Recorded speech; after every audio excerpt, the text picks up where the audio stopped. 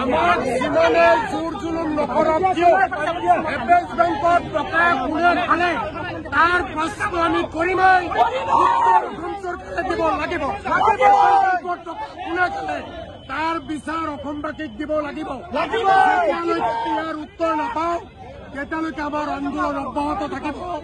আমি হাজাৰ পুলিচ লগা বাধা দিলেও অসমৰ সম্পদ এপেক্স বেংকত টকা লুটি সকলৰ লাগে